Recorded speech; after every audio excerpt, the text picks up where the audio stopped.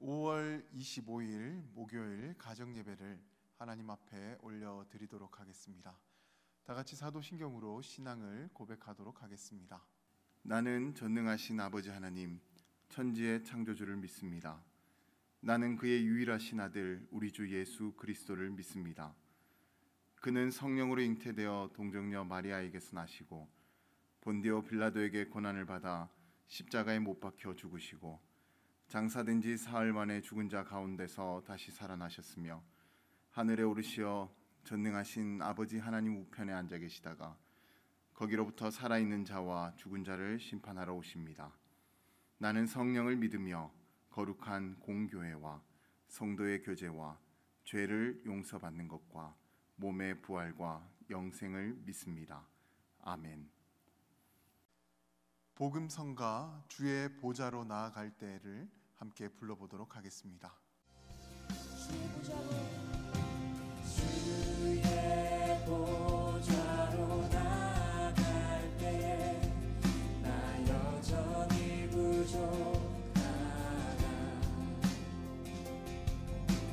나를 품으신 주의 그 사랑 그것을 믿으며 가네. 자격 없는 내 힘이 아닌 오직 예수님의 보혈로 자격 없는 내 힘이 아닌 오직 예수님의 보혈로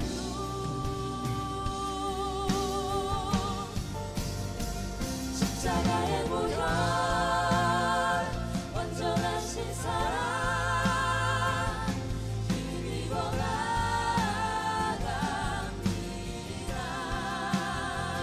십자가의 보혈 완전하신 사랑 힘입어 예배합니다. 십자가의 보혈 완전하신 사랑 힘입어 나갑니다. 십자가의 보혈 완전하신 사랑 힘입어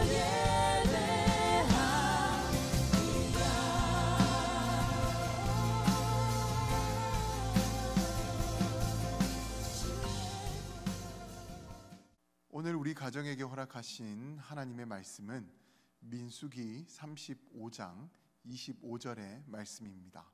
피를 보복하는 자의 손에서 살인자를 건져내어 그가 피하였던 도피성으로 돌려보낼 것이요 그는 거룩한 기름 부음을 받은 대제사장이 죽기까지 거기 거주할 것이니라. 사람은 살다 보면 누구나 실수를 하게 됩니다.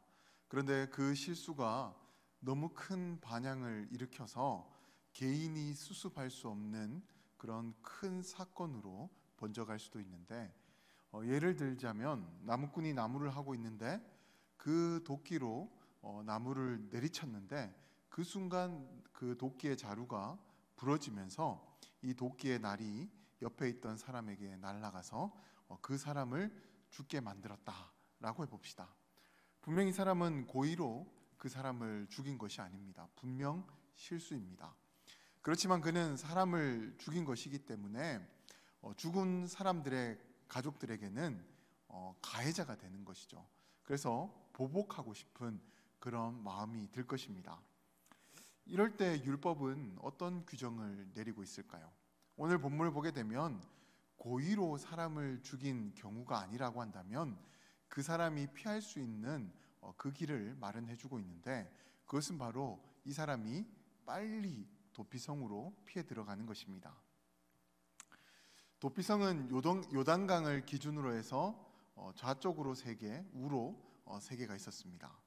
이렇게 도피성이 어느 특정 한 곳에만 있었던 것이 아니라 여러 곳으로 분산이 되어 있었던 이유는 앞서 설명드린 대로 실수로 이 살인을 저지른 사람이 보복자를 피해서 빨리 그곳으로 숨어 들어갈 수 있도록 하기 위해서 하나님께서는 여러 곳에 만들라라고 그렇게 말씀을 하셨던 것입니다. 그렇게 하나님께서는 고의로 살인을 저지른 것이 아니라고 한다면 그 죄를 피할 수 있는 길을 마련해 주셨던 겁니다. 대신에 그는 아무 때나 그렇게 또 도피성에서 나올 수 있었던 것이 아니라 대제사장이 죽을 때까지 그곳에 머물러 있어야만 했습니다. 왜냐하면 고의가 아니더라도 그는 분명 사람을 죽인 죄를 지었기 때문에 그에 합당한 처벌을 받아야 했던 것입니다. 그리고 무엇보다 중요한 것은 대제사장의 직분은 하나님과 이스라엘 백성들 사이에서 중보자의 역할을 하는 것입니다. 살인자는 바로 그런 대제사장으로 인해서 죄에 대한 면책권을 받은 것이고, 또 대제사장이 죽음으로 흘리는 피로 인해서 그는 자신이 지었던 죄를 완전히 속량받을 수 있는 것이었기 때문에 그는 대제사장이 죽을 때까지 도피성에 머물러 있어야 했던 것이죠. 어떻게 보면 그곳에 계속 그렇게 머물러 있어야 된다라는 것이 답답하다라고 그렇게 여겨질 수 있지만, 큰 맥락에서 보면 그 살인자는 대제사장이 있었기 때문에 그 죄를 면하게 되는 것입니다. 이렇게 고대 이스라엘의 율법에는 고의가 아닌 살인은 면책을 받을 수 있는 길이 있었습니다. 그런데 신약의 히브리서를 보게 되면 예수님을 우리의 영원한 대제사장이다라고 그렇게 비유하고 있는 말씀이 나옵니다. 히브리서 기자가 그렇게 설명했던 이유는 예수 그리스도께서 십자가에 죽으심으로 우리의 죄가 완전히 대속되었기 때문에 주님을 대제사장으로 비유하고 있는 것입니다. 그렇게 우리는 주님께로부터 큰 은혜를 받은 것입니다. 정말 우리는 고의로도 죄를 짓기도 하고 또 실수로도 많은 죄를 지었지 않습니까? 사실 이 죄에 대한 분명한 대가를 우리가 치러야 합니다. 그런데 예수 그리스도께서 우리를 위해서 대신 죽으셨기 때문에, 그 피를 흘리셨기 때문에 우리는 우리가 지은 죄에 대한 대속의 은혜를 받게 된 것입니다. 그렇게 우리는요, 이것을 은혜로 알고 살아야지 자신의 특권으로 생각하며 살아서는 안 된다라는 거예요. 내가 죄를 짓더라도 주님이 다 용서해 줬으니까 나는 상관없어, 그런 정신으로 살아서는 안 된다라는 것입니다. 언제나 죄에 민감해서 또다시 그 죄를 짓지 않도록 노력하는 그런 삶을 살아가야 한다라는 것입니다. 그렇게 살아가는 것이 바로 그리스도의 은혜 아래 살아가는 복된 삶이 되는 것입니다.